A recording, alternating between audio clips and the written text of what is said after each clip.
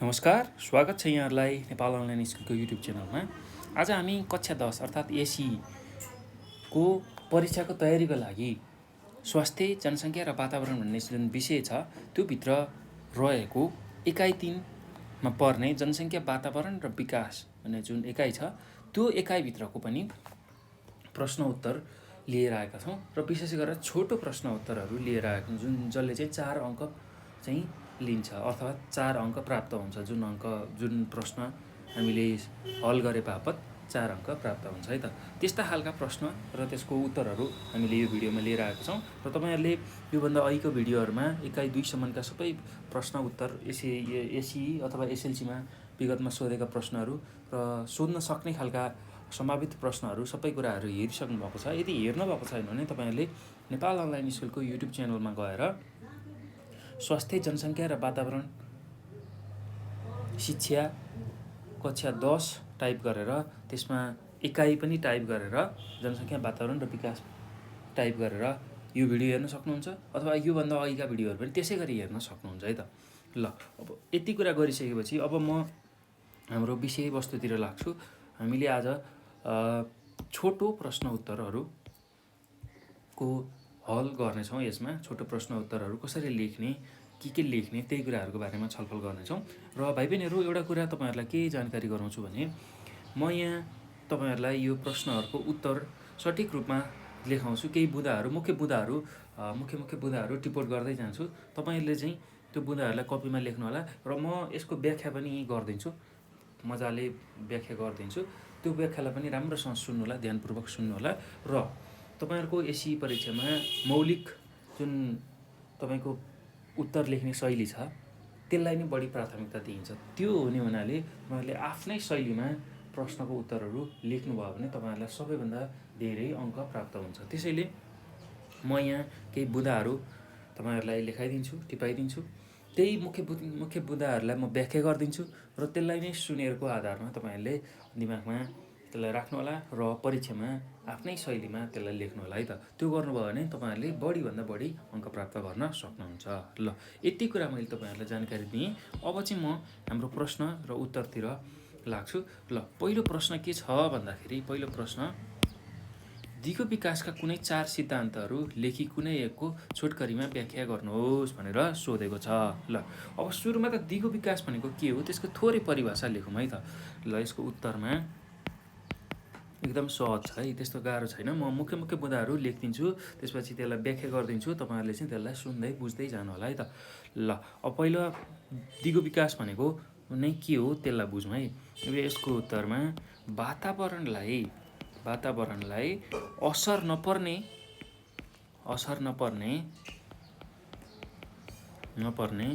र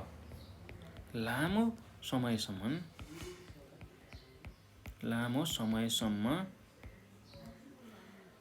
टिक्ने खालको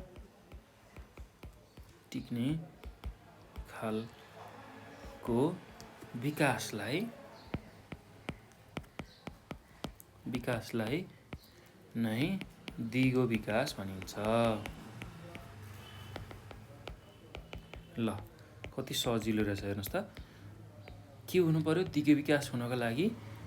वातावरणलाई असर हुनु भएन, वातावरणलाई असर नपर्ने र लामो समयसम्म रहने। त्यो विकास एकचोटि गरेको विकास लामो समयसम्म रहने भयो भने त्यसलाई दिगो विकास भनिन्छ।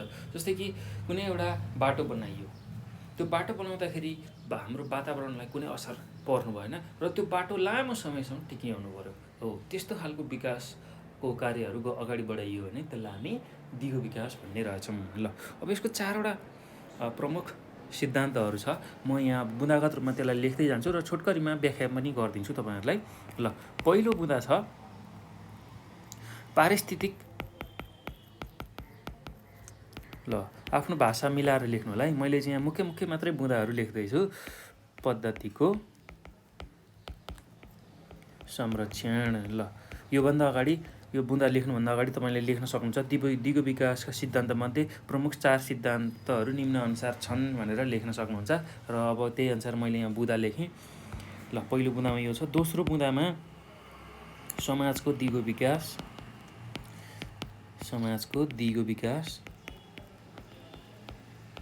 त्यसै गरी तेस्रो बुँदामा जैविक विविधताको संरक्षण, जैविक विविधताको संरक्षण। त्यसै गरी चौथो बुँदामा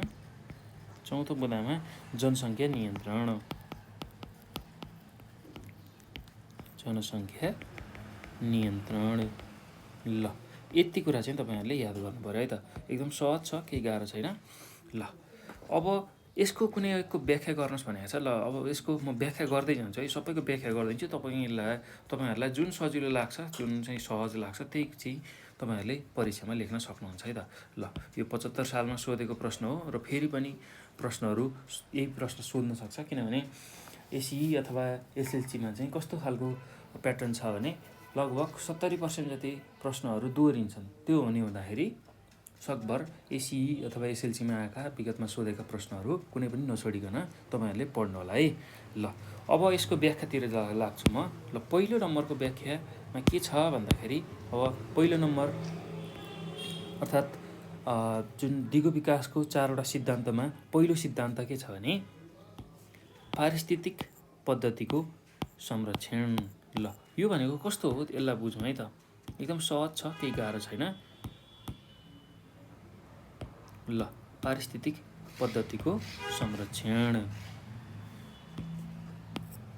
ल यसलाई बुझौँ है। पारिस्थितिक पद्धतिको संरक्षण भनेको अब हाम्रो मुख्य यो जुन योजना छ दिगो विकास गर्दाखेरि प्रकृतिलाई अथवा वातावरणलाई असर नपार्ने, त्यो कुरा हामीले थाहा पाउनुपर्छ है त।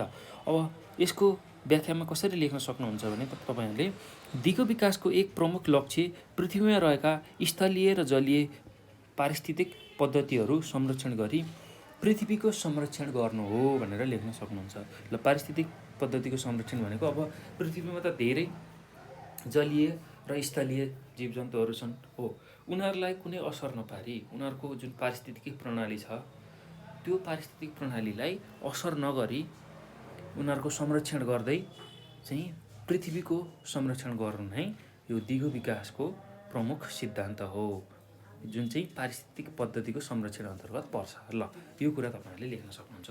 अब त्यस्तै दोस्रोमा छ समाजको दिगो विकास। ल समाजको दिगो विकास।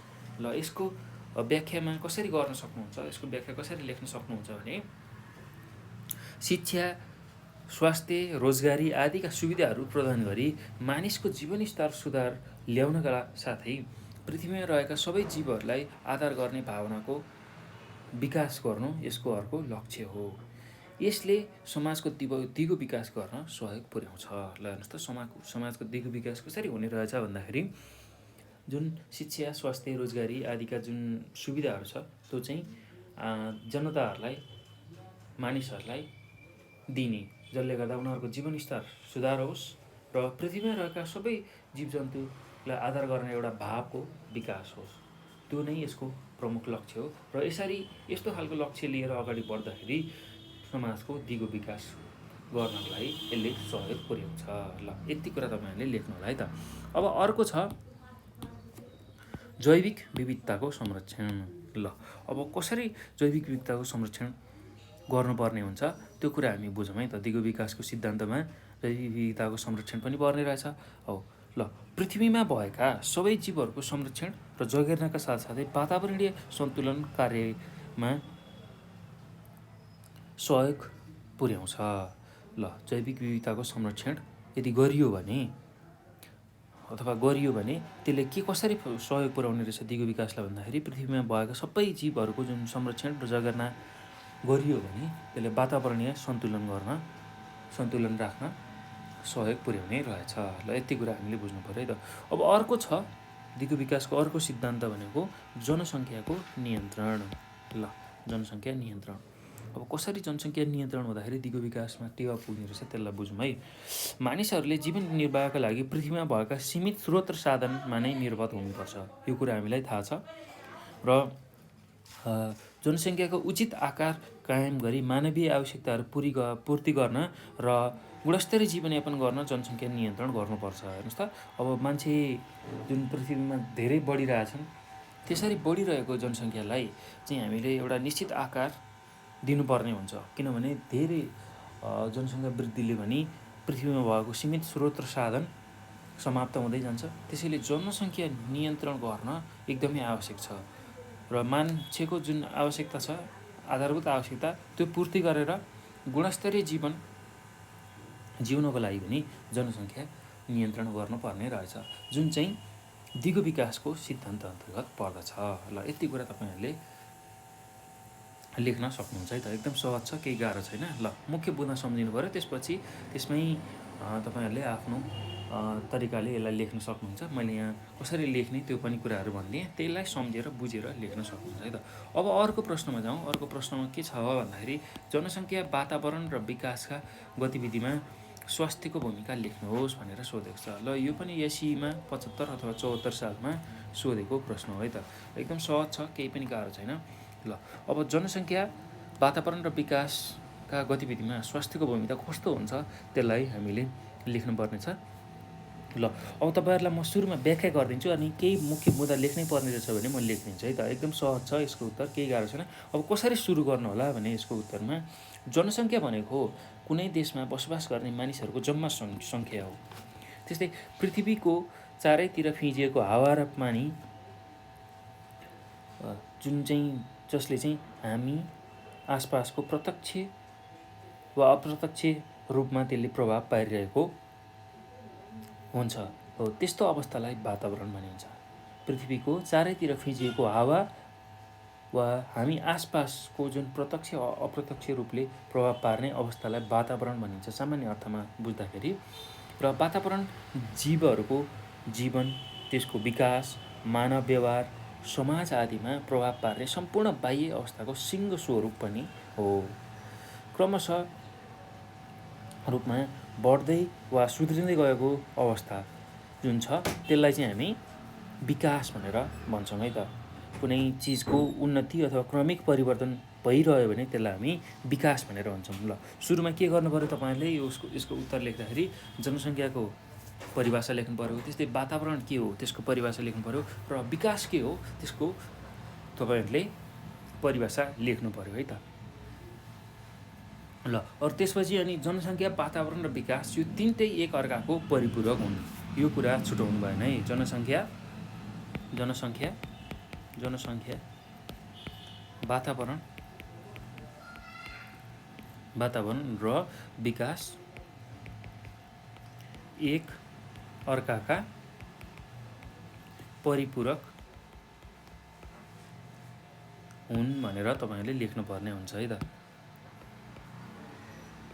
ल, सुरुमा जनसङ्ख्या भनेको कुनै निश्चित ठाउँमा बसोबास गर्ने मानिसको जम्मा सङ्ख्यालाई जनसङ्ख्या भनिरहेछ। वातावरण भनेको हाम्रो वरपर रहेको जुन प्रत्यक्ष अथवा अप्रत्यक्ष रूपले प्रभाव पार्ने जुन तत्त्व छ, वस्तुहरू छ, त्यसलाई हामी सामान्य रूपमा वातावरण भन्छौँ। र विकास भनेको कुनै पनि एउटा अवस्थाबाट त्यो अवस्था सुध्रिँदै जाने अथवा बढ्दै जाने अथवा उन्नति अथवा क्रमिक परिवर्तन हुँदै जाने स्थितिलाई हामी विकास भन्छौँ हो। यो तिनटै चिज चाहिँ एक अर्काका परिपूरक हुन्, विकास, त्यसै गरी वातावरण र जनसङ्ख्या। यो कुरा तपाईँहरूले लेख्नु होला है आफ्नो उत्तरमा। ल, है त। मैले यहाँ छोटो बुँदा मात्रै लेखाएँ, के लेख्ने तपाईँहरूलाई भनिरहेको छु त्यसलाई सम्झेर लेख्नु होला। र अब यसपछि स्वास्थ्यसँग कसरी सम्बन्ध राख्छ अथवा यो विकास, जनसङ्ख्या र वातावरणको गतिविधिमा स्वास्थ्यले कसरी भूमिका खेल्छ त्यो कुरालाई हामीले व्याख्या गर्नुपर्नेछ। र अब स्वास्थ्यको बारेमा थोरै जानकारी लेख्नुपर्छ। त्यसपछि स्वास्थ्य मानिसको आधारभूत आवश्यकता हो, यो तपाईँहरूलाई थाहा नै छ, त्यो कुरा बुझ्नु होला। स्वस्थ वातावरणले स्वस्थ जनशक्तिलाई जन्म दिन्छ। ल, यो नै विकासको पूर्वाधार हो। ल, हेर्नुहोस् त, अब यसमा के थप्नु सक्नुहुन्छ भने तपाईँहरूले स्वास्थ्य मानिसको आधारभूत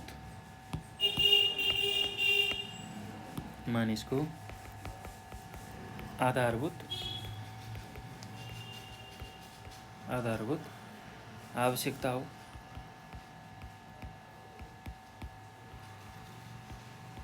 ल, अब त्यो कुरा लेखिसकेपछि स्वस्थ वातावरणले स्वास्थ्य शक्ति जन्म दिन्छ। स्वस्थ वातावरणले ल यो यसरी सम्बन्धित छ। स्वस्थ वातावरणले स्वास्थ्य जनशक्ति स्वस्थ वातावरणले स्वस्थ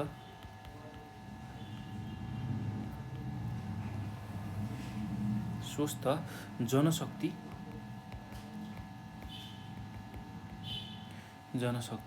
जन्म दिन्छ। ल यो बुँदा नछुटाउनु होला है, किनभने यसलाई लेखिएन भने अरू चिज लेख्नुको अर्थ हुँदैन र यो नै विकासको आधार हो। अर्थात् जुन स्वस्थ जनशक्ति छ उनीहरू नै विकासको आधार हो भनेर हामीले बुझ्नुपर्ने हुन्छ। ल स्वस्थ जनशक्ति भयो भने मात्रै विकास सम्भव हुन्छ। ल त्यो कुरा तपाईहरुले बुझ्नु होला। ल यति कुरा चाहिँ तपाईहरुले नछुटाउनु होला है लेख्नलाई।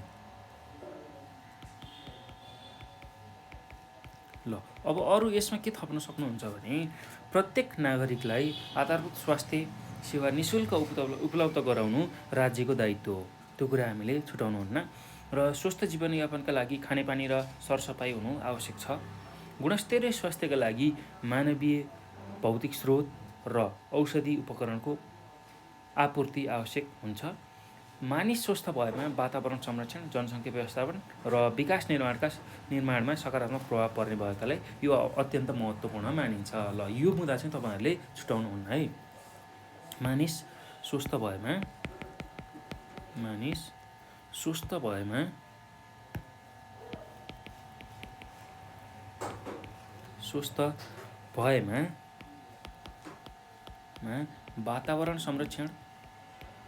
वातावरण संरक्षण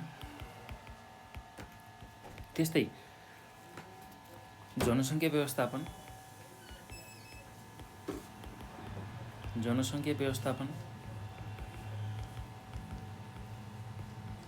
त्यस्तै र विकास निर्माणमा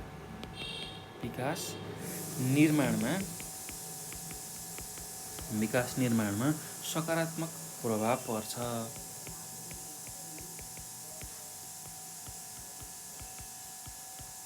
पर्छ। त्यसैले यो अत्यन्त महत्त्वपूर्ण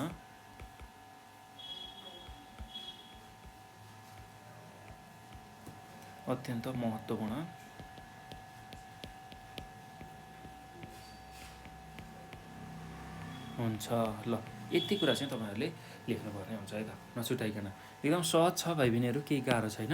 ल विशेष गरेर स्वस्थ वातावरण भयो भने स्वस्थ जनशक्ति पैदा हुन्छ र त्यही जनशक्ति नै विकासको आधार हो। त्यही जनशक्तिले नै काम गरेर विकासका निर्माणका कार्यहरू अगाडि बढाउने हो। र यदि मानिसहरू स्वस्थ भयो भने वातावरण संरक्षण हुन्छ, जनसङ्ख्या व्यवस्थापन गर्न सजिलो हुन्छ र विकास निर्माणका काममा सकारात्मक प्रभावहरू पर्दै जान्छ। त्यसैले यो जुन स्वास्थ्यको जुन भूमिका छ जनसङ्ख्या, वातावरण र विकासमा, त्यो चाहिँ एकदमै महत्त्वपूर्ण मानिन्छ है त। ल यति कुरा तपाईहरुले लेख्न सक्नुहुन्छ। अब अर्को प्रश्नमा जाउँ हामी। यो पनि एसईमै सोधेको 75 र 74 मा सोधेकै प्रश्न छ।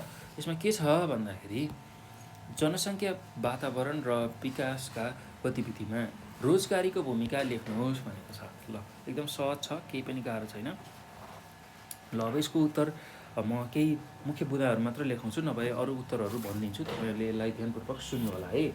ल जनसङ्ख्या, वातावरण, अब यसको उत्तरमा यसरी लेख्न सक्नुहुन्छ। जनसङ्ख्या, वातावरण र विकासका गतिविधिमा रोजगारीले पनि ठूलो भूमिका खेलेको हुन्छ। ल यसको उत्तरमा ठूलो भूमिका खेल्छ। मैले यो छोट करीमा लेखाएँ, ठूलो भूमिका खेल्छ भनेर लेखाएँ। ल है त। अब रोजगारी जीवनयापनको आधार भएकाले प्राविधिक सिप, बजार अनुकूलको ज्ञान र सिप, उद्यमशीलता, नयाँ अवसरको सिर्जनाबाट रोजगारीको अवसरहरू विकास गर्न सकिन्छ। ल हेर्नुहोस् त, रोजगारी हामीसँग हुने हो भने त्यसले के कुरामा फाइदा पुर्याउने रहेछ? हाम्रो जुन प्राविधिक सिपलाई त्यसले उजागर गर्ने रहेछ। त्यस्तै बजार अनुकूल ज्ञान तथा सिपको विकास गर्ने रहेछ। नयाँ नयाँ अवसरहरूको सिर्जनाबाट रोजगारीको अवसरहरू विकास गर्न सकिन्छ। ल त्यो कुरा हामीले बुझ्नु पर्यो। अब रोजगारी भन्नाले के बुझिन्छ भन्दाखेरि आफ्नो क्षमता अनुसारका पेसामा संलग्न भई आय आर्जन गर्नु हो। ल हेर्नुहोस् त, रोजगारी भन्ने बित्तिकै आफ्नो क्षमता अनुसार कुनै पेसामा संलग्न भई आय आर्जन गर्नुलाई हामी रोजगारी भनेर भन्छौँ। रोजगारी आर्थिक विकासको मुख्य आधार हो। ल यो चाहिँ रोजगारी आर्थिक विकासको मुख्य आधार हो।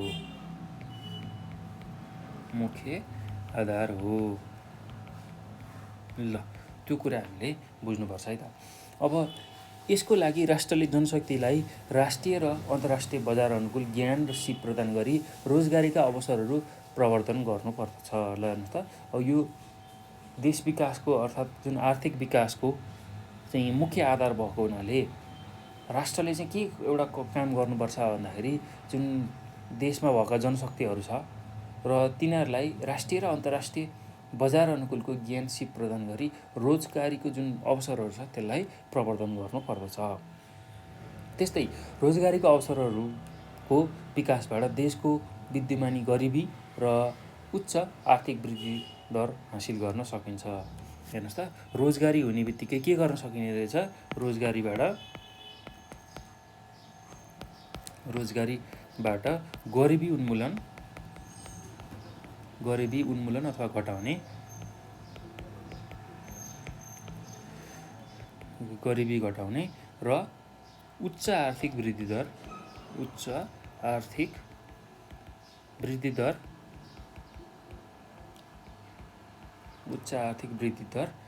हासिल गर्ने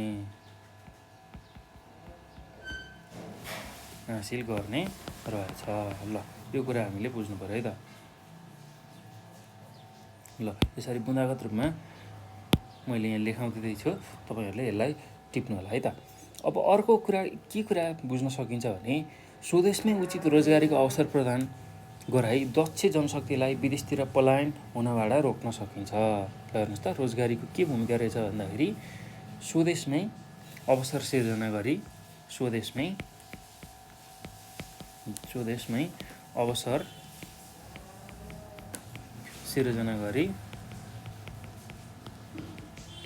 गरी विदेश पलायन रोक्नु। ल यो काम पनि रोजगारीले गर्ने रहेछ। अब उद्यमशीलता, त्यस्तै गरी स्तरीय सिप विकास, नयाँ रोजगारीको अवसर सिर्जना गरेर रोजगारी विकास गर्न सकिन्छ। यसले एकातिर वातावरणीय स्रोत र साधनको उचित सदुपयोगबाट आर्थिक विकास हुन्छ।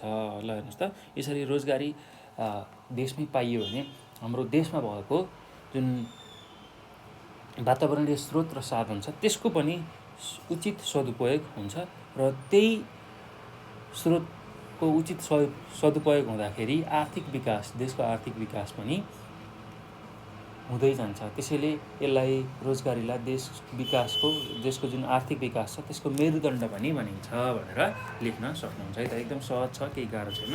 ल अब यो पछि हामी अर्को प्रश्नमा जाउँ है त। ल यसको उत्तर यसरी नै लेख्नु होला, यति नै लेख्नु होला।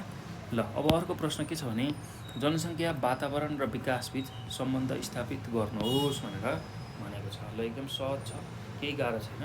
ल अब पहिला त सुरुमा त यसको सम्बन्ध कसरी स्थापित गर्ने भन्दाखेरि पहिला यसलाई व्याख्या गर्नु पर्यो। व्याख्या कसरी गर्नु पर्यो भन्दाखेरि यसको परिभाषा लेखेर पहिला व्याख्या गर्नु पर्यो है त। परिभाषा लेख्ने, अनि कसरी चाहिँ यो सम्बन्ध राख्छन्, एकअर्कामा सम्बन्ध राख्छन् त्यसलाई बुझौँ है त। ल सुरुमा यसको उत्तर कसरी लेख्नु होला भने तपाईँहरूले जनसङ्ख्या भनेको, पहिला अब जनसङ्ख्याको परिभाषातिर जाउँ। जनसङ्ख्या भनेको कुनै देशमा बसोबास गर्ने मानिसहरूको जम्मा सङ्ख्या हो भनेर लेख्न सक्नुहुन्छ। त्यस्तै अब वातावरणको पनि तपाईँहरूले परिभाषा लेख्नु होला। वातावरणको परिभाषामा के लेख्नुहोस् भने पृथ्वीको चारैतिर फिँजिएको हावा वा हामी आसपासको प्रत्यक्ष वा अप्रत्यक्ष रूपले प्रभाव पार्ने अवस्थालाई वातावरण भनिन्छ। त्यो कुरा तपाईँहरूले लेख्नु होला है त। त्यस्तै अब वातावरण जीवहरूको जीवन, त्यसको विकास, मानव व्यवहार, समाज आदिमा प्रभाव पार्ने सम्पूर्ण बाह्य अवस्थाको सिङ्गो समूह पनि हो भनेर लेख्न सक्नुहुन्छ। अब विकास भनेको चाहिँ क्रमशः रूपमा बढ्दै वा सुध्रिँदै गएको अवस्था, कुनै एउटा अवस्थाबाट बिस्तारै अब त्यो अवस्था सुध्रिँदै गएको, बढ्दै गएको वा अथवा उन्नति वा क्रमिक परिवर्तन भइरहेको जुन अवस्था छ त्यसलाई चाहिँ हामी विकास भनेर भन्छौँ है। ल पहिला यति 3टा परिभाषा तपाईँहरूले लेख्नुहोला। त्यसपछि अब अर्को कुरा यसको सम्बन्ध स्थापित गर्नुहोस् भनेको छ। ल अब त्यो कुरा हामीले के बुझ्नुपर्छ, त्यसमा के बुझ्नुपर्छ भने जनसङ्ख्या, वातावरण र विकास एक अर्काका परिपूरक हुन्। ल यो कुरा, यो शब्द छुटाउनुहुन्न है। यसको उत्तरमा सुरुमा तपाईँहरूले जनसङ्ख्याको परिभाषा, त्यस्तै गरेर वातावरणको परिभाषा र विकासको परिभाषा लेख्नुहोस् र जनसङ्ख्या,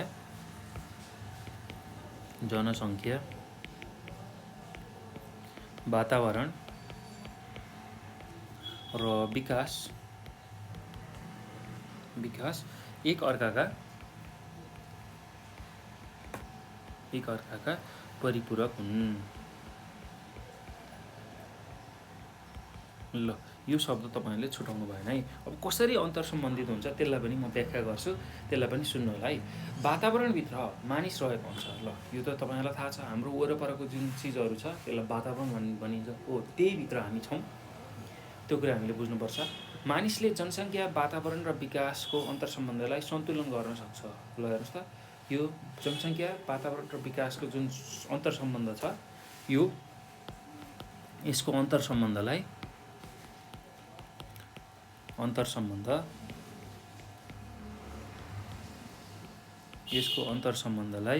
मानिसले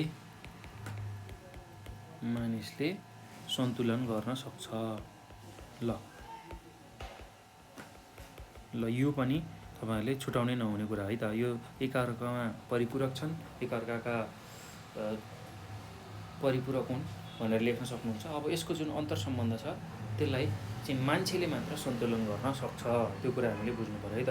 अब मानिसले यदि विवेकपूर्ण ढङ्गले निर्णय गरी भविष्यलाई सोचेर विकास निर्माणका कार्य र औद्योगिक गतिविधि सञ्चालन गर्न सके जनसङ्ख्या नियन्त्रण, वातावरण संरक्षण र विकास हुन सक्छ, त्यो कुरा हामीले बुझ्नुपर्छ है। मानिसले आफूलाई चाहिने वस्तु वातावरणबाट प्राप्त गर्छ, त्यो कुरा हामीलाई थाहा छ।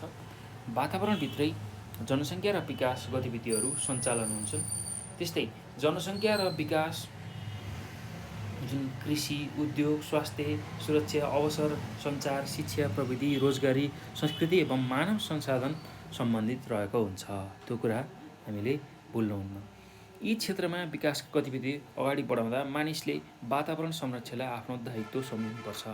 त्यस्तै प्राकृतिक वातावरण प्रकृति प्रदत्त हुन्छ भने आर्थिक, सामाजिक, सांस्कृतिक आदि वातावरण मानव निर्मित हुन्छन्। हेर्नुहोस् त, जुन प्राकृतिक वातावरण छ, जुन प्रकृतिले हामीलाई दिएको छ, त्यो प्रकृति प्रदत्त नै हुन्छ र हामीले जुन बनाएको जुन आर्थिक, सामाजिक र सांस्कृतिक आदि जुन वातावरण छ हामीले तयार गरेको, त्यो चाहिँ मानव निर्मित हुन्छ। अब जनसङ्ख्या जनशक्तिसँग सम्बन्धित छ र विकास गतिविधि सञ्चालन गर्दा यसले मात्र वातावरण संरक्षणमा ध्यान दिन सक्छ। त्यसैले वातावरणका विविध पक्षबीच सन्तुलन भइरहे मात्र मानिसका आवश्यकताहरू पुरा हुँदै जान्छन्, त्यो कुरा पनि हामीलाई थाहा हुनुपर्छ। ल अब अर्को कुरा यसमा के थप्न सकिन्छ भने यसर्थ मानिसले आफ्नो अस्तित्व बचाइराख्न पनि विकासका गतिविधि सञ्चालन गर्दा जनसङ्ख्या व्यवस्थापन र वातावरण सन्तुलनमा ध्यान पुर्याउनु पर्छ।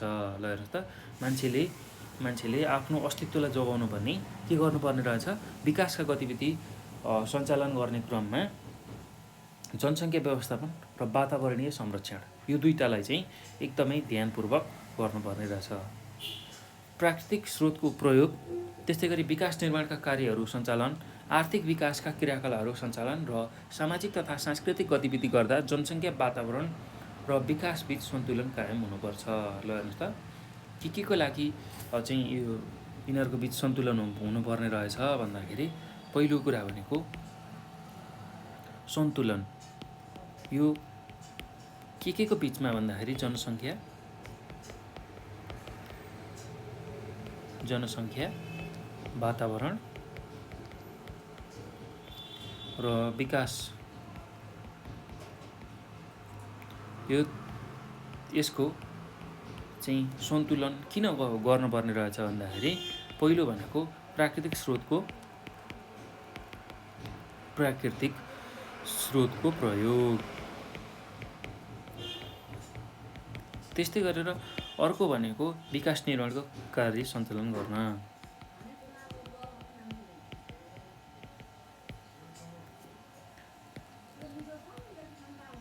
कार्यहरू सञ्चालन गर्न। त्यस्तै आर्थिक विकासका क्रियाकलापहरू सञ्चालन गर्न। आर्थिक विकासका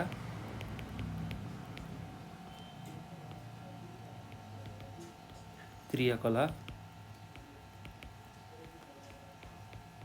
सञ्चालन गर्न। त्यस्तै अर्को छ सामाजिक तथा सांस्कृतिक गतिविधि गर्न। सामाजिक तथा सांस्कृतिक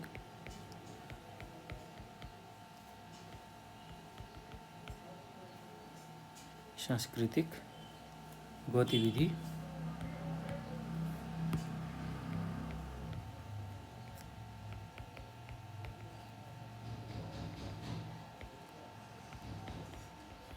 गर्न पनि जनसङ्ख्या, वातावरण र विकासबीच सन्तुलन हुनुपर्दछ। ल यति कुरा हामीले लेख्नुपर्ने हुन्छ है त। एकदम सहज छ, त्यस्तो गाह्रो केही पनि छैन। ल अब यो पछि हामी अर्को प्रश्नमा जाउँ। अर्को प्रश्नमा के छ भन्दाखेरि स्थानीय स्तरमा दिगो विकासको अवधारणालाई कसरी पुर्याउन सकिन्छ भनेर सोधेको छ। ल एकदम सहज छ, यसको उत्तर पनि केही गाह्रो छैन। म भन्छु, तपाईँहरूले सुन्नु होला र केही महत्त्वपूर्ण बुझा भयो भने म तपाईँहरूलाई टिपाउँछु। त्यसलाई आधार मानेर तपाईँहरूले आफ्नो परीक्षामा लेख्न सक्नुहुन्छ। र यहाँ म जे कुराहरू भन्छु त्यसलाई चाहिँ ध्यानपूर्वक सुन्नुभयो भने तपाईँहरूलाई धेरै सहज हुन्छ है, धेरै सहज हुन्छ। त्यही सुनेकै आधारमा तपाईँहरूले आफ्नो परीक्षामा लेख्न सक्नुहुन्छ।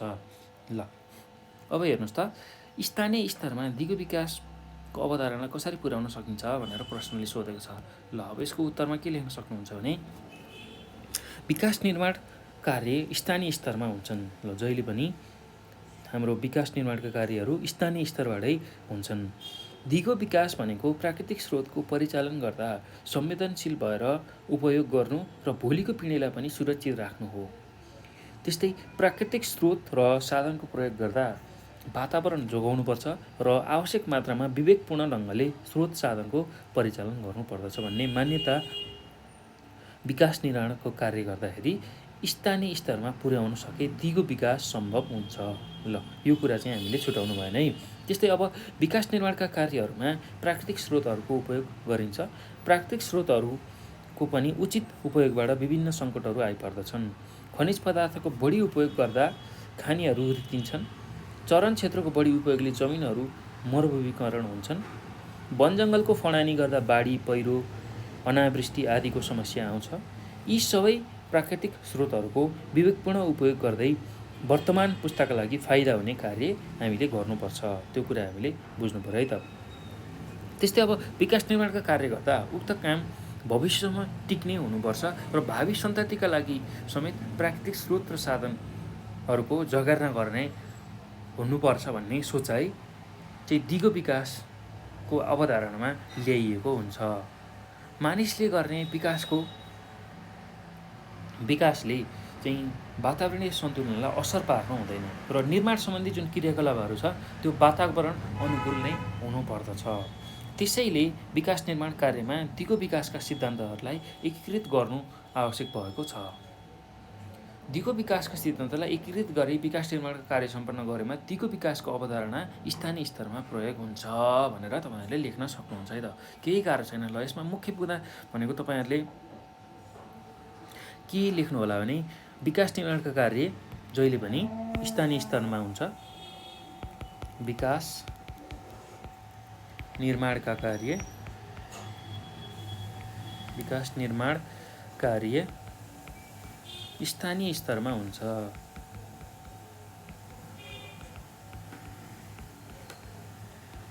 ल यो कुरा नछुटाउनु होला। र अर्को कुरा भनेको अब जहिले पनि विकास निर्माणका कार्य गर्दाखेरि प्रकृतिलाई जोगाउनु पर्यो। प्रकृति र वातावरणलाई जोगाउनु पर्यो।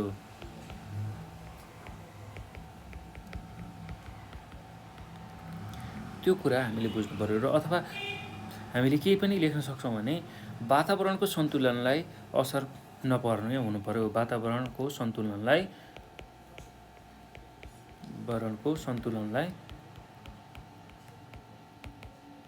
सन्तुलन नबिग्रने खालको विकास निर्माण हुनु पर्यो, विकास निर्माणको कार्य हुनु पर्यो।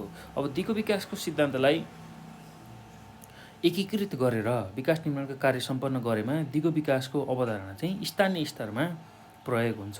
त्यो चाहिँ तपाईँहरूले लेख्न सक्नुहुन्छ है त। अब मेन भनेको मुख्य भनेको विकास निर्माणको कार्य गर्दा प्राकृतिक स्रोत र साधन जुन छ तिनीहरूको उपयोग हुन्छ र तिनीहरूको सही उपयोग हुन सकेन भने त्यसले विभिन्न समस्याहरू पनि ल्याउँछ। जस्तै कि खानीहरू चाहिँ बढी मात्रामा रित्तिने सम्भावना हुन्छ यदि खनिज पदार्थहरू बढी निकालियो भने। त्यस्तै चरण क्षेत्रलाई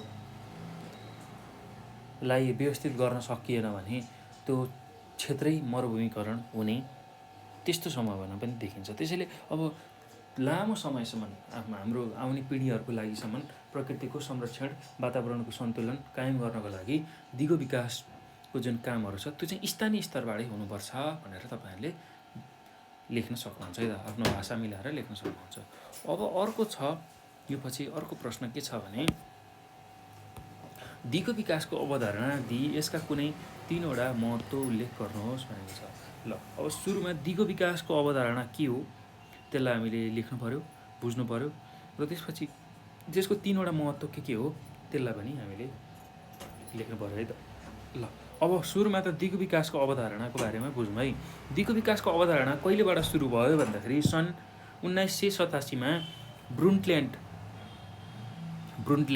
जुन आयोग छ त्यसले चाहिँ अघि सारेको अवधारणा नै दिगो विकासको अवधारणा हो, त्यो कुरा हामी भन्न सक्छौँ। र त्यो अवधारणा अनुसार भावी पिँढीका आवश्यकताहरूसँग सम्झौता नगरिकन वर्तमान पिँढीका आवश्यकताहरू परिपूर्ति गर्नु नै दिगो विकास हो भनेर त्यो ब्रुन्डल्यान्ड आयोगले भनेको छ दिगो विकासको बारेमा है त। दिगो विकासको अवधारणामा चाहिँ के रहेछ भन्दाखेरि ब्रुन्डल्यान्डले सन् 1987मा अघि सारेको कस्तो खालको धारणा भन्दाखेरि भावी पिँढीको लागि उनीहरूको जुन आवश्यकताहरू छ त्यसमा सम्झौता नगरिकन वर्तमान पिँढीहरूको जुन आवश्यकता छ त्यसलाई पुरा गर्दै लानु नै दिगो विकास हो भनेर भनेको छ। र अब तसर्थ वर्तमान अवस्थामा प्राप्त स्रोतहरूको प्रयोगबाट भविष्यको वास्तविक आम्दानीमा ह्रास नआउने गरी जनसङ्ख्या त्यस्तै गरी स्रोत र वातावरणबीच तालमेल मिलाइ गरिने टिकाउ विकास नै दिगो विकास हो भनेर भनेको छ है त। ल यही अवधारणालाई हामीले लेख्नुपर्ने हुन्छ। एकदम सहज छ, केही गाह्रो छैन। ल यो अवधारणा कहिलेबाट सुरु भयो भन्दाखेरि सन्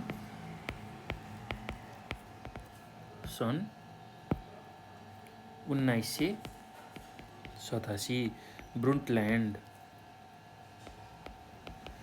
ब्रुन्डल्यान्ड आयोग। ल यो कुरा याद हुनु पर्यो तपाईँहरूलाई। अब यसको अवधारणा के छ भन्दाखेरि भावी पिँढीका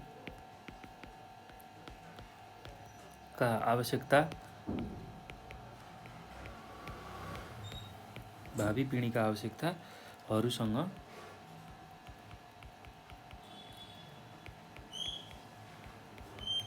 सम्झौता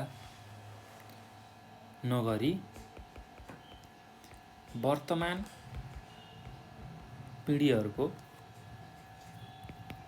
पिँढीका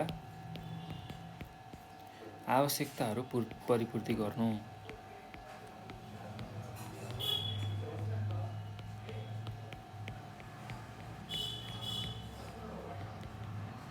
ल यतिकै चाहिँ कुरा तपाईँहरूले बुझ्नु पर्यो है त। यो नै दिगो विकास हो, यो नै दिगो विकास हो भनेर लेख्न सक्नुहुन्छ। अथवा यसलाई अझ बुझ्ने तरिकाले के लेख्न सक्नुहुन्छ भने वर्तमान अवस्थामा प्राप्त स्रोतहरूको प्रयोगबाट भविष्यको वास्तविक आम्दानीमा ह्रास नआउने गरी जनसङ्ख्या स्रोत र वातावरणबीच तालमेल मिलाई गरिने जुन विकास छ यस्तो खालको टिकाउ विकासलाई नै हामी दिगो विकास भनेर भन्छौँ भनेर लेख्न सक्नुहुन्छ है त। ल अब यसका महत्त्वहरू पनि हामीलाई सोधेको कुनै 4वटा तीनवटा महत्त्व भनेको छ। ल त्यही तीनवटा महत्त्व हामीले लेख्न सक्छौँ। ल अब हेर्नुहोस् है त, म महत्त्वलाई भन्दै जान्छु, तपाईँहरूले यसलाई सुन्दै जानु होला र म केही महत्त्वपूर्ण कुराहरूलाई लेखाइदिन्छु पनि।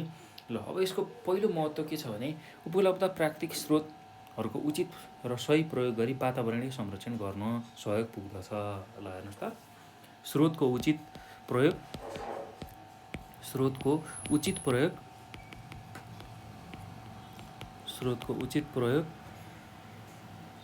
गरी वातावरण संरक्षण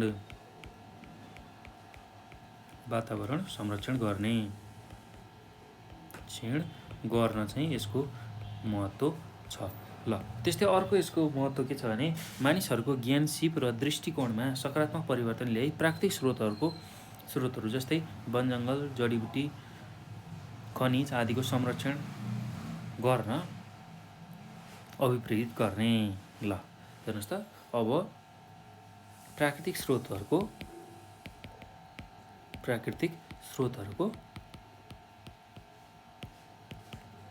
उचित प्रयोग र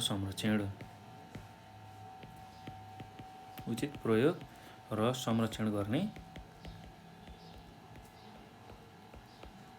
ज्ञान, सिप प्रदान गर्ने। ल यो कुरा हामीले बुझ्नु पर्यो है त।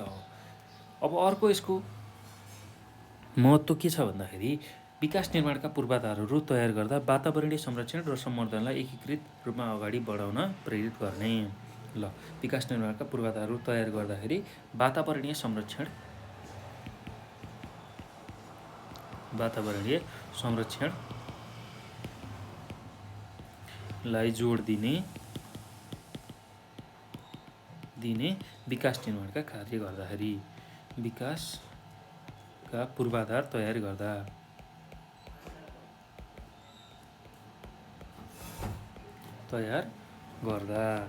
ल यति कुरा चाहिँ तपाईँहरूले लेख्नु पर्यो है त। अब यो पछि हामी अर्को प्रश्नमा जान्छौँ। ल यो प्रश्न हामीले सक्यौँ। यो प्रश्न पछि अर्को प्रश्न एसएलसीमै 2070 सालमा सोधेको प्रश्न छ। के सोधेको छ भने हामीले विकास निर्माणका कार्य गर्दा दिगो विकासलाई किन प्राथमिकता दिनुपर्छ भनेर सोधेको छ। ल यसको दुईवटा कारणसहित पुष्टि गर्नुहोस् भनेको छ। ल अब यसको उत्तरमा के लेख्न सक्नुहुन्छ भने हेर्नुहोस् है, हामीले यहाँ प्रश्न के सोधेको छ त्यही अनुसार उत्तर लेखौँ। हामीले विकास निर्माणका कार्य गर्दा दिगो विकासलाई किन प्राथमिकता दिनुपर्ने छ भनेर सोधेको छ। दुईवटा कारणसहित पुष्टि गर्नुहोस् भनेको छ। ल अब यसको मुख्य रूपमा किन यो प्राथमिकता दिनुपर्ने रहेछ त, हामीले दिगो विकासलाई किन प्राथमिकता गर्नु पर्यो विकासहरू गर्दाखेरि, विकास निर्माण कार्य गर्दाखेरि भनेर सोधेको छ। ल अब यसको उत्तरमा तपाईँहरूले लेख्न सक्नुहुन्छ, विकास निर्माणका कार्य गर्दा दिगो विकासलाई प्राथमिकता दिनुपर्छ। अब निम्नलिखित कारणले गर्दा विकास निर्माणमा दिगो विकासलाई प्राथमिकता दिएको हो भनेर तपाईँहरूले अब यही बुँदाहरू लेख्नु होला है। म यहाँ बुँदाहरू लेखिदिन्छु। किन चाहिँ आवश्यक पर्ने रहेछ, विकास निर्माण कार्य गर्दा दिगो विकासलाई किन प्राथमिकता दिनुपर्ने रहेछ भनेर यसको उत्तरमा अब तपाईँहरूले यही लेख्न सक्नुहुन्छ र म बुँदागत रूपमा लेख्छु है। यसलाई बुँदागत रूपमा लेख्छु। ल पहिलोमा छ स्रोतको उचित उपयोग गर्न।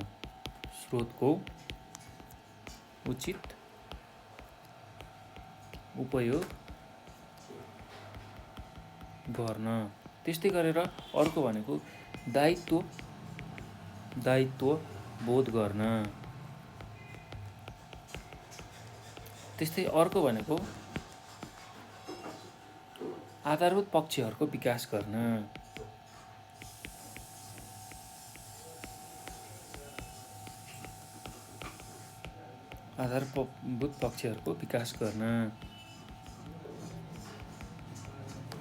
त्यस्तै अर्को भनेको जनसहभागितामा आधारित विकास गर्न।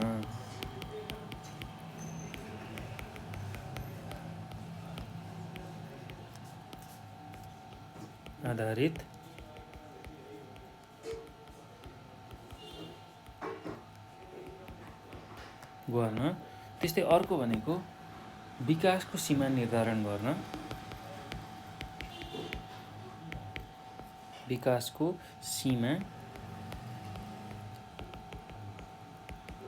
निर्धारण गर्न। त्यस्तै गरेर अर्को भनेको दीर्घकालीन सोचाइ राख्न। दीर्घकालीन सोचाइ राख्न। ल यति कुरा चाहिँ गर्नुपर्ने रहेछ है त। किन प्राथमिकता दिएको रहेछ भन्दाखेरि विकास निर्माणका कार्य गर्दा दिगो विकासलाई प्राथमिकता किन दिएको रहेछ भन्दाखेरि अब यही बुदाहरू तपाईँहरूले लेख्नु पर्यो है त। स्रोतको उचित उपयोग गर्न, त्यस्तै दायित्वको बोध गर्न, आधारभूत पक्षहरूको विकास गर्न, त्यस्तै गरेर जनस्वाभाविकतामा आधारित विकास गर्न, त्यस्तै विकासको सीमा निर्धारण गर्न, त्यस्तै दीर्घकालीन सोचाइ राख्नको लागि चाहिँ विकास निर्माणको कार्य गर्दा दिगो विकासलाई प्राथमिकता दिनुपर्ने रहेछ। अब यसको कुनै दुईवटाको व्याख्या भनेर सोधेको छ, एकदम सहज छ, केही गाह्रो छैन। ल म यहाँ मध्ये कुनै दुईवटाको व्याख्या सुनाउँछु है त, त्यो पनि तपाईँहरूले सुन्नु होला, बुझ्नु होला है। ल पहिलो र दोस्रो, स्रोतको उचित उपयोग गर्न र दायित्वको बोध गर्न, यसको म व्याख्या गर्छु। कसरी चाहिँ अब यसले फाइदा पुर्याउने रहेछ विकास निर्माणको कार्य गर्दा यो काम गरियो भने चाहिँ कसरी फाइदा हुने रहेछ त्यसलाई बुझौँ है त। अब स्रोतको उचित उपयोग गर्न भनेर भनेको छ। अब यसको व्याख्या कसरी गर्ने भन्दाखेरि दिगो विकासको अवधारणाले सर्वसाधारणमा कुनै पनि स्रोत र साधनको सकेसम्म कम प्रयोग गर्ने चेतना जगाउँछ।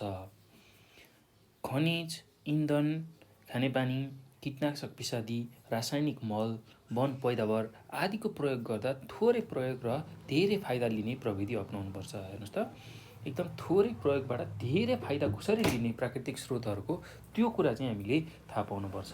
त्यस्तै दिगो विकासको अवधारणाले स्रोत र साधन खेर नफाल्ने र वातावरण संरक्षण र सम्वर्धन गर्ने चेतना बढाउँछ भनेर तपाईँहरूले लेख्न सक्नुहुन्छ है त। एकदम सहज छ, केही गाह्रो छैन।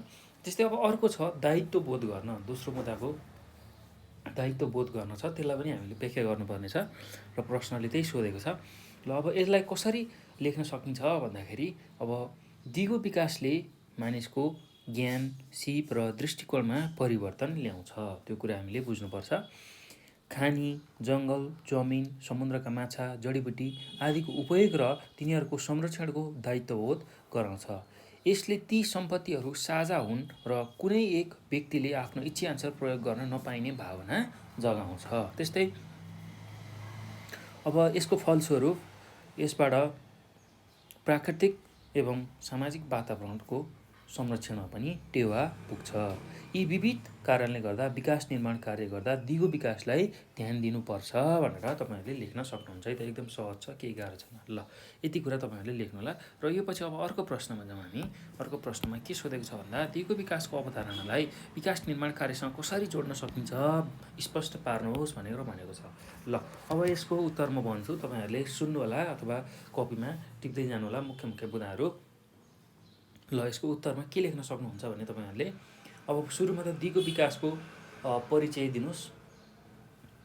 दिगो विकास भन्नाले भविष्यमा पनि निरन्तर रहने गरी वर्तमानका आवश्यकताहरू परिपूर्ति गरिने विकास जुन छ त्यसलाई दिगो विकास भनेर भन्छौँ, त्यो कुरा तपाईँहरूले लेख्नु होला।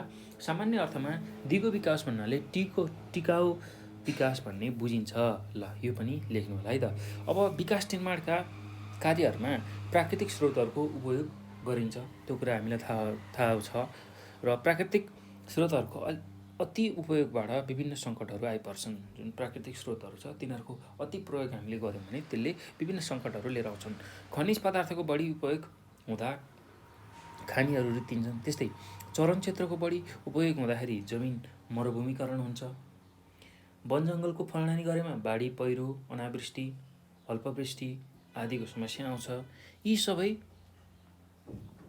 प्राकृतिक स्रोतहरूको विवेकपूर्ण उपयोग गर्दै वर्तमान पुस्ताका लागि फाइदा हुने कार्य हामीले गर्नुपर्छ।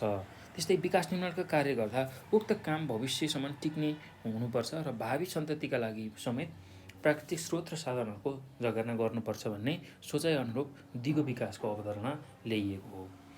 मानिसले गर्ने विकासको वातावरणीय सन्तुलनलाई असर चाहिँ नपर्ने गरी विकासका कार्यहरू हामीले गर्नुपर्ने हुन्छ र निर्माण सम्बन्धी जुन क्रियाकलापहरू छ त्यो चाहिँ जहिले पनि वातावरण अनुकूल नै हुनुपर्छ। त्यो कुरा हामीले बुझ्नु पर्यो। त्यसैले विकास निर्माणका कार्यमा दिगो विकासका सिद्धान्तहरूलाई एकीकृत गर्नु आवश्यक भएका हो भनेर तपाईँहरूले लेख्न सक्नुहुन्छ। यसरी प्रत्येक विकास निर्माण कार्यमा दिगो विकासका सिद्धान्त उपयोग गरेर दिगो विकासको अवधारणालाई विकाससँग जोड्न सकिन्छ भनेर तपाईँहरूले लेख्नु होला है त। एकदम सहज छ, केही गाह्रो छैन। ल, यति कुरा लेख्नु होला। अब अर्को छ औद्योगिक विकास भनेको के हो। प्रश्न नम्बर 9मा औद्योगिक विकास भनेको के हो। ल, मैले चाहिँ योभन्दा अगाडिको प्रश्नहरूमा केही नलेखाइन तपाईँहरूलाई सुनेरै तपाईँहरूले धेरै कुराहरू लेख्न सक्नुहुन्छ भनेर लेखाइन। यसलाई चाहिँ सुनेर आफैले लेख्ने प्रयास गर्नु होला है।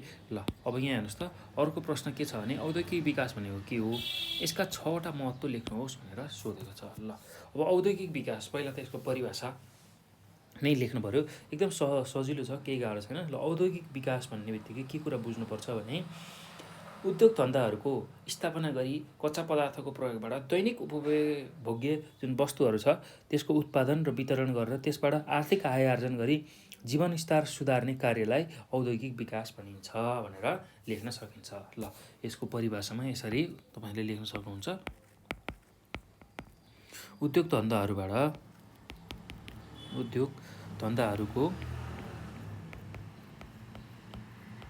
स्थापना गरी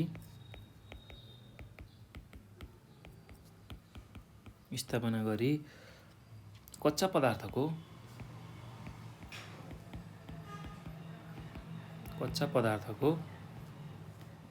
प्रयोगबाट दैनिक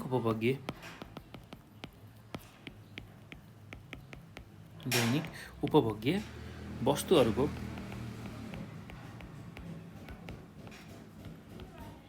उत्पादन र वितरण गरेर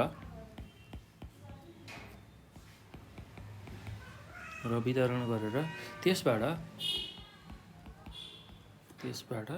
आर्थिक आय आर्जन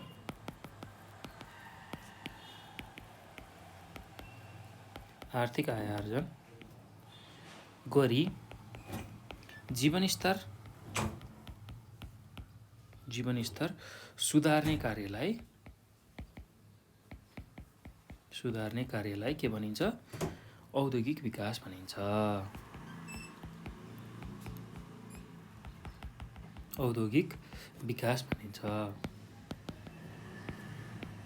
ल, यति कुरा तपाईँहरूले यसको परिभाषामा लेख्नु होला है त। एकदम सहज छ, केही पनि गाह्रो छैन।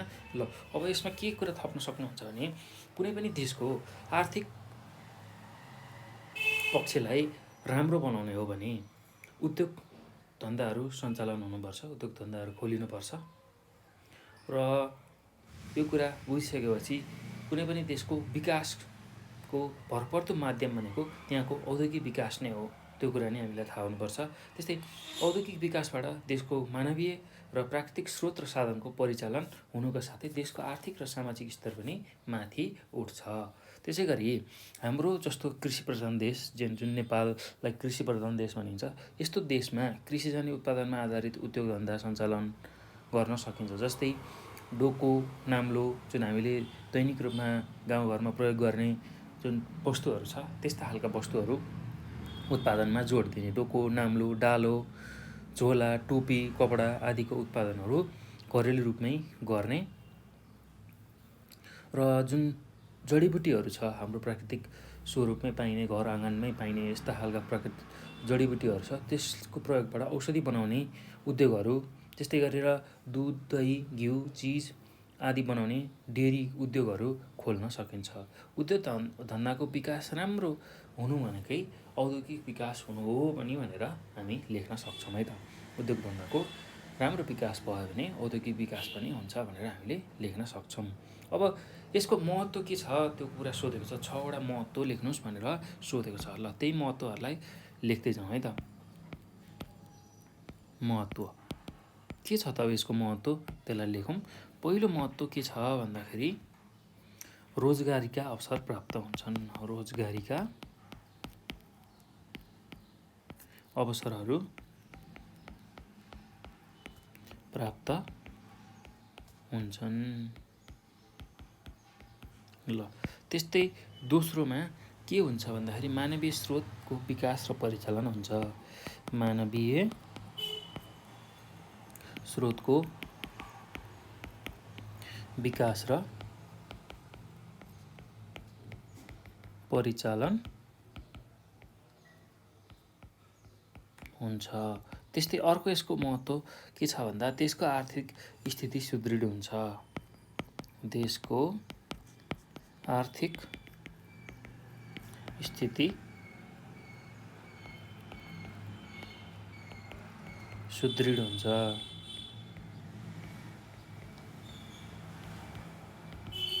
त्यस्तै गरेर अर्को भनेको मानिसको जीवनस्तरमा सुधार आउँछ।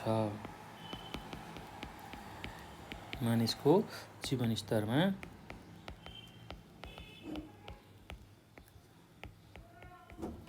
सुधार आउँछ। त्यसै गरी यसको अर्को महत्त्व भनेको उत्पादित वस्तुहरू निर्यात गरी मुद्रा आर्जन गर्न सकिन्छ। उत्पादित वस्तुहरू निर्यात गरी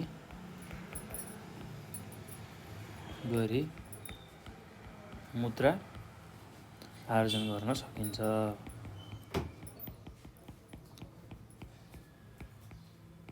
ल यो कुरा लेख्न सक्नुहुन्छ। र त्यसै गरी अर्को अब यसको फाइदा अथवा महत्त्व भनेको देशको जुन उत्पादन छ, देशमा उत्पादन हुने जुन कच्चा पदार्थको उपयोग हुँदाखेरि कच्चा पदार्थ उत्पादकलाई प्रोत्साहित गर्दछ। ल कच्चा पदार्थ उत्पादकलाई प्रोत्साहित गर्छ।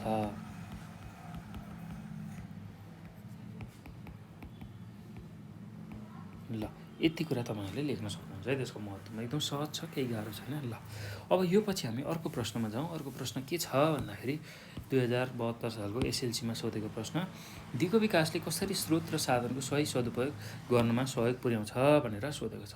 ल यसको पनि उत्तर म वर्णन गरिदिन्छु, तपाईँहरूले यसलाई ध्यानपूर्वक सुन्नु होला है। सुनेर आफैले अब कसरी यसलाई आफ्नो भाषामा लेख्न सकिन्छ त्यसलाई पनि टिपेर राख्नु होला है कपीमा। ल अब यसको उत्तरमा के लेख्न सक्नुहुन्छ भने दिगो विकासको अवधारणाले सर्वसाधारणमा कुनै पनि स्रोत र साधनको सकेसम्म कम प्रयोग गर्ने चेतना जगाउँछ। त्यो कुरा हामीलाई थाहा हुनुपर्छ। त्यस्तै खनिज इन्धन, खानेपानी, कीटनाशक विषादी, रासायनिक मल, वन पैदावार आदिको उपयोग गर्दा थोरै प्रयोग गरेर एकदम धेरै फाइदा लिने प्रविधि अपनाउनु पर्छ। त्यस्तै दिगो विकासको अवधारणाले स्रोत र साधन खेर नफाल्न र वातावरण संरक्षण र सम्वर्धन गर्ने चेतना पनि फैलाउँछ अथवा बढाउँछ। स्रोत र साधनको प्रयोग गर्दा वर्तमान पुस्ताले उपयोग गर्ने र भावी पुस्ताका लागि पनि स्रोत र साधन बचाउने गरी उपयोग गर्नुपर्ने अवधारणा दिगो विकासको अवधारणाबाट प्राप्त हुन्छ। त्यो कुरा हामीले छुटाउनु भएन। र त्यस्तै यसले वातावरण बचाउने, वातावरणको समेत उपयोग गर्न र वातावरणीय कार्य र विकास कार्यलाई जोड्ने कार्यलाई व्यावहारिक रूप दिन्छ भनेर हामीले लेख्न सक्छौँ है त। ल त्यसरी यति कुराहरू तपाईँहरूले लेख्नुलाई एकदम सहज छ, केही गाह्रो छैन। ल अब अर्को कुरा के छ भने अर्को प्रश्न मैले यसमा अहिले व्याख्या मात्रै गर्दै गएको छु, त्यसलाई सुनेरै लेख्न सक्नुहुन्छ है तपाईँहरूले।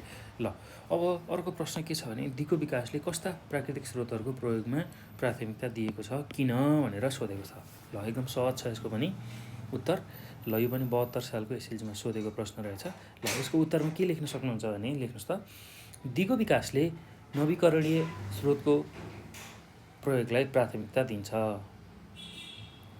ल दिगो विकासले कस्ता खालको प्राकृतिक स्रोत भनेको छ, नवीकरणीय, जुनलाई चाहिँ फेरि पुनः प्रयोग गर्न सकिन्छ त्यस्तो खालको जुन स्रोत छ, प्राकृतिक स्रोत, त्यसलाई चाहिँ हामीले प्रयोग गर्नुपर्ने हुन्छ। जस्तै कि चरणको क्षेत्रको कम उपयोग गर्नुपर्छ। खनिज पदार्थ, खनिज तेल, प्राकृतिक ग्यास प्रयोग गर्दा भावी पिँढीलाई समेत साधन र स्रोत उपयोग गर्ने अवसर दिई विवेकपूर्ण ढङ्गले गर्नुपर्दछ। त्यस्तै वन पैदावारको उपयोग गर्दा वृक्षारोपण पनि गर्नुपर्छ। हामीले वनजङ्गल त काट्यौँ तर वृक्षारोपण गरेन भने त्यसले ठुलो समस्या निम्ताउँछ। त्यो हुँदाखेरि हामीले वृक्षारोपण पनि सँगै गर्नुपर्छ। वनजङ्गल काटेपछि वृक्षारोपण पनि सँगै गर्नुपर्छ। त्यो कुरा हामीले सम्झनु पऱ्यो है त। त्यस्तै आफूसँग भएका र सकिएर जाने खालको जुन स्रोतहरू छ त्यस्तो खालको स्रोतहरूको कम प्रयोग गर्ने। जस्तै कि अब त्यस्तो खालको स्रोत भनेको यो ग्यासहरू छ, त्यसै गरी पेट्रोलहरू छ, हो यस्तो खालको जुन प्राकृतिक रूपमा पाइने तर धेरै प्रयोग गर्दाखेरि त्यो समयसँगै सकिने त्यस्ता खालको चाहिँ एकदम विवेकपूर्ण रूपले कम प्रयोग गरेर आफ्नो जीवनलाई सहज बनाउनु पर्छ है त। त्यो कुरा हामीले बुझ्नु पऱ्यो। त्यस्तै आफूसित भएका स्रोत त्यसलाई जुन चाहिँ सकिएर जान्छन् त्यसलाई कम प्रयोग गर्ने, जोगाउन सकिने स्रोतलाई जोगाएर उपयोग गर्ने र नवीकरणीय जुन स्रोत छ त्यसको बढी प्रयोग गर्नको लागि चाहिँ दिगो विकासको अवधारणाले सहयोग पुर्याउँछ। त्यो कुरा हामीले लेख्नुपर्ने हुन्छ। ल एकदम सहज छ, केही गाह्रो छैन। अब यो पछि हामी अर्को प्रश्नमा जाउँ है त। अर्को प्रश्नमा के छ भन्दाखेरि जनसङ्ख्या नियन्त्रणले दिगो विकासमा सहयोग पुर्याउँछ, यो भनाइलाई उपयुक्त उदाहरणहरू सहित पुष्टि पार्नुहोस् भनेर भनेको छ। ल यो पनि 72 सालमै एसएलसीमा सोधेको प्रश्न हो। एकदम सहज छ यसको पनि उत्तर। ल म यसको उत्तर भन्छु, ध्यानपूर्वक सुन्नु होला है। यसको उत्तरमा के लेख्न सक्नुहुन्छ भने जनसङ्ख्या र विकासको आपसी सम्बन्ध हुन्छ। जनसङ्ख्या बढेमा विकासका गतिविधि सञ्चालन गर्न कठिनाइ हुन्छ। जनसङ्ख्या बढेमा विकासका गतिविधि सञ्चालन गर्न कठिनाइ हुन्छ। बढेको जनसङ्ख्याको व्यवस्थापन तथा तिनलाई आधारभूत आवश्यकता पुर्याउन थप स्रोत र साधनको उपयोग गर्नुपर्छ। यसले स्रोत साधनको अधिक प्रयोग भई देशमा स्रोतको अभाव हुन्छ। जनसङ्ख्या नियन्त्रण नभएमा शिक्षा, स्वास्थ्य जस्ता सुविधा पुर्याउन बढी खर्च गर्नुपर्ने भएकाले सरकारले विकास कार्यमा ध्यान पुर्याउन सक्दैन भने स्रोतको पनि अभाव हुन सक्छ। यसरी स्रोतको समुचित परिचालन, त्यस्तै भावी पुस्ताका लागि पनि स्रोतको संरक्षणमा हामीले ध्यान पुर्यायौँ भने चाहिँ दिगो विकास सार्थक हुन्छ। त्यस्तै अब जनसङ्ख्या वृद्धिले यस्तो खालको स्रोतको समुचित परिचालन, भावी पुस्ताका लागि स्रोतको संरक्षण त्यसमा चाहिँ असर पार्छ। अब यसर्थ जनसङ्ख्या वृद्धि दिगो विकासको बाधकको रूपमा रहन्छ अथवा यसलाई बाधकको रूपमा लिइन्छ भनेर पनि तपाईँहरूले लेख्न सक्नुहुन्छ है त। एकदम सहज छ, केही गाह्रो छैन। ल अब यो पछि हामी अर्को प्रश्नमा जाउँ। अर्को प्रश्नमा के छ भन्दाखेरि दिगो विकासका निम्ति किन जनसहभागिता आवश्यक पर्दछ, कुनै 4 मुद्दाहरू उल्लेख गर्नुहोस् भनेर भनेको छ। ल एकदम सहज छ, यसको पनि उत्तर केही गाह्रो छैन। ल म यहाँ मुद्दाहरू लेख्दै जान्छु, तपाईँहरूले त्यसलाई सुन्दै टिप्दै जानु होला है त। एकदम सहज छ, केही गाह्रो छैन। ल दिगो विकास गर्नको लागि किन चाहिँ जनसहभागिता जुटाउनु पर्ने छ, त्यहाँको जुन जनसमुदाय छ त्यसलाई जुटाएर गर्नुपर्ने रहेछ भन्ने कुरा सोधेको छ। ल अब यसको पहिलो बुँदामा के लेख्न सक्नुहुन्छ भने उपलब्ध प्राकृतिक स्रोत र साधनको उचित अथवा सही प्रयोग गरी वातावरण संरक्षण गर्न र त्यसको आवश्यकताभन्दा बढी प्रयोग नगर्न दायित्व बोध गराउनको लागि चाहिँ आवश्यक रहेछ। किनभने जनसहभागिता चाहिने रहेछ भन्दाखेरि जुन हामीलाई उपलब्ध भएको प्राकृतिक स्रोत र साधनहरू छ त्यसको सही प्रयोग गर्ने र वातावरण संरक्षण गर्ने, त्यसका साथसाथै त्यो स्रोत र साधनको चाहिँ धेरै प्रयोग नहोस्, आवश्यकताभन्दा बढी प्रयोग नहोस् भन्ने बोध गराउनको लागि चाहिँ जनसहभागिता दिगो विकासमा आवश्यक पर्ने रहेछ। त्यस्तै अर्को यसको दोस्रो बुँदामा तपाईँले लेख्न सक्नुहुन्छ मानिसहरूको ज्ञान, सिप र क्षमताको उचित समय र उचित ठाउँमा प्रयोग गर्न विकासका पूर्वाधारहरू तयार गर्ने, त्यसको लागि पनि जनसहभागिता आवश्यक पर्ने रहेछ। ल त्यो कुरा तपाईँहरूले लेख्नु पऱ्यो है त।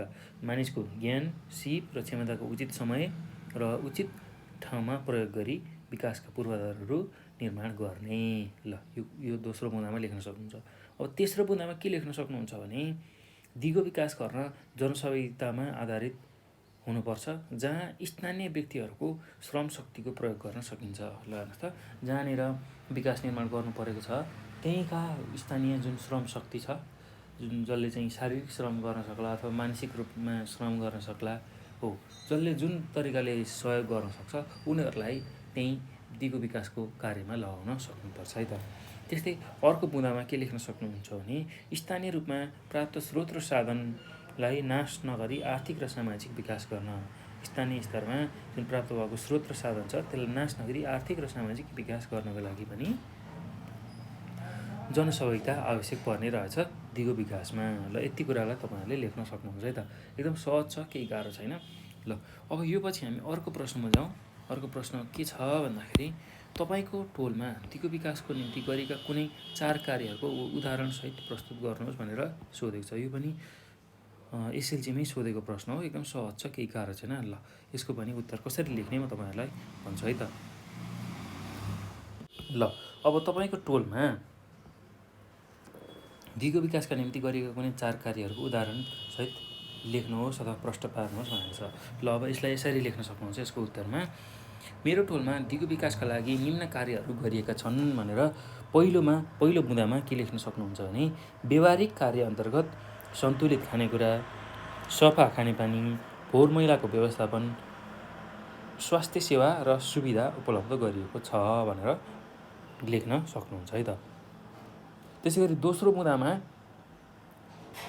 वातावरणीय संरक्षणका लागि सामुदायिक वन तथा उपभोक्ता वन संरक्षण र प्रयोग समिति गठन गरी वन संरक्षण गरिएको छ। ल हेर्नुहोस् त, पहिलोमा आधारभूत जुन आवश्यकताहरू थियो स्वास्थ्य सेवा सुविधा, फोहोर मैला, खानेपानी, सफा खानेपानी हो, यिनीहरूको काम गरिएको थियो भने दोस्रो बुँदामा चाहिँ वातावरण संरक्षण गर्न अथवा वन जङ्गलको संरक्षण गर्ने कदम चालिएको रहेछ। त्यस्तै तेस्रो बुँदामा दिगो विकास सम्बन्धी काम तपाईँको टोलमा के भएको हुनसक्छ भने समुदायमा भएका धारा पानीका मुहान तथा रुख बिरुवालाई संरक्षण गरी बाटो विस्तार र निर्माण गरिएको हुनसक्छ। ल त्यो पनि तपाईँहरूले लेख्न सक्नुहुन्छ है त। आफ्नो धारा कुवा पानी यिनीहरूको संरक्षण गरी बाटो विस्तार एवं निर्माण गरिएको हुनसक्छ। त्यस्तै अर्को के गरिएको हुनसक्छ भने खाना पकाउन प्रयोग गरिने दाउराको सट्टामा वन जङ्गल संरक्षण गर्न गोबर ग्यासको प्रयोगको थालनी भएको हुनसक्छ। जुन खाना पकाउनको लागि वन जङ्गलबाट दाउरा ल्याउने गरिन्थ्यो त्यसलाई हटाएर चाहिँ गोबर ग्यासको प्रयोग अथवा अहिले त अरू नै ग्यासको पनि प्रयोग हुन्छन् र विशेष गरेर गोबर ग्यासको प्रयोग नै सबैभन्दा राम्रो हुन्छ, किनभने गाउँघरमा त्यो सहज रूपमा प्राप्त पनि हुन्छ है त। ल त्यो कुरा हामीले लेख्नुपर्ने हुन्छ। ल यति कुरा तपाईँहरूले लेख्नुलाई। अब यो पछि हामी अर्को प्रश्नमा जाउँ। ल अब अर्को प्रश्नमा के छ भन्दाखेरि दिगो विकासले वर्तमान र भविष्यका पिँढीहरूबीच सम्बन्ध स्थापित गर्दछ, कारण दिनुहोस् भनेर भनेको छ। ल एकदम सहज छ। अब दिगो विकास भन्ने यतिकै हामीले के कुरा बुझ्यौँ भने त्यस्तो खालको विकास जुन चाहिँ अहिलेको जुन वर्तमान पिँढी छ त्यसको आवश्यकता पनि पुरा गर्नु पर्यो र भविष्यमा आउने जुन सन्ततिहरू छन् हो उनीहरूको पनि आवश्यकता पुरा गर्नको लागि एउटा सुनियोजित रूपले एकदम प्लान गरेर एकदम व्यवस्थित तरिकाले गरिने विकासलाई हामी दिगो विकास भनेर भन्छौँ। एकदम लामो समयसम्म टिक्ने खालको विकास भएर त्यसलाई दिगो विकास अथवा टिकाउ विकास पनि भन्न सकिन्छ है त। ल त्यो कुरा तपाईँहरूलाई थाहा हुनु पर्यो। अब दिगो विकासले वर्तमान र भविष्यका पिँढीहरूबीच सम्बन्ध स्थापना गर्छ भनेर हामीले यसलाई पुष्टि गर्नु छ, कारण दिनुपर्ने छ। त्यही कुरालाई लेखौँ है त। कसरी लेख्न सकिन्छ भने दिगो विकास भनेको स्रोत र साधनको उपयोगमा भविष्यका पिँढीलाई समेत स्रोत साधनको उपयोग गर्ने अवसर प्रदान गर्दै वर्तमानका स्रोत र साधनको विवेकपूर्ण प्रयोग गर्नु हो भनेर तपाईँले पहिलो बुँदामा लेख्न सक्नुहुन्छ। त्यस्तै अब यसपछि के लेख्न सक्नुहुन्छ भने यस सिद्धान्तअनुसार वर्तमानमा नाशवान स्रोतलाई विवेकपूर्ण ढङ्गले जोगाउन सकिने स्रोतहरूलाई पुनरुत्पादनसहित र नवीकरणीय स्रोतलाई आवश्यकताअनुसार उपयोग गरेर स्रोत र साधनलाई भावी पुस्ताका लागि पनि बचाएर राख्नुपर्छ। त्यस्तै यसबाट वर्तमान स्रोत र साधनको उपयोग हुन्छ भने भावी पुस्ताले पनि स्रोत र साधनको उपयोग गर्ने अवसर पाउँछन्। त्यस्तै देशमा भएका स्रोतको उपयोग हुन्छ भने स्रोत उपभोगमा मितव्ययिता र व्यवस्थितीकरणका कारण भावी पुस्ताले पनि स्रोतमा पहुँच प्राप्त गर्दछन्। दिगो विकासको सिद्धान्त स्रोतको उपयोगमा पुस्तौनी समानताको सिद्धान्त भएकाले यसले वर्तमान र भावी पुस्ताबीच समन्वय स्थापित गर्छ भनेर तपाईँहरूले लेख्न सक्नुहुन्छ है त। एकदम सजिलो छ, केही गाह्रो छैन। ल अब कसरी गर्नुपर्ने रहेछ दिगो विकास त्यो कुरा थाहा भइसक्यो। र अहिलेको जुन वर्तमान पिँढी छ उनीहरूको पनि आवश्यकता पुरा गर्ने खालको हुनु पऱ्यो र भविष्यमा आउने जुन पिँढीहरू छ उनीहरूको लागि पनि त्यो स्रोत र साधनको उचित प्रयोग हुने तरिकाले दिगो विकासलाई जोड दिनुपर्ने रहेछ। ल यति कुरा चाहिँ हामीले याद गर्नुपर्छ है त। ल यति कुरा तपाईँहरूले लेख्नु होला। र यो सँगसँगै छोटो जुन प्रश्न र त्यसको उत्तरहरू चाहिँ यो पाठको जुन जनसङ्ख्या वातावरण र विकास भन्ने पाठ छ, एकाइ छ, त्यो एकाइको सकिन्छ भाइ बहिनीहरू। र योभन्दा पछिको भिडियोमा चाहिँ हामी यही पाठको यही एकाइको जनसङ्ख्या वातावरण र विकास भन्ने एकाइको एकदम लामो खालको प्रश्न उत्तरहरू लिएर आउनेछौँ, जुन चाहिँ 7 अङ्कमा सोध्छ। एउटा प्रश्नबाट 7 अङ्क प्राप्त हुन्छ हो, त्यसकै बारेमा अब छलफल गर्नेछौँ योभन्दा पछाडिको भिडियोमा। र भाइ बहिनीहरू तपाईँहरूले यो भिडियो हेर्दाखेरि धेरै कुराहरू बुझ्नुभएको छ। यदि कुनै कुराहरू बुझ्नु भएन भने हामीलाई 9849 595895 यो नम्बरमा कल गरेर आफ्नो जिज्ञासा समस्याहरू राख्न सक्नुहुन्छ।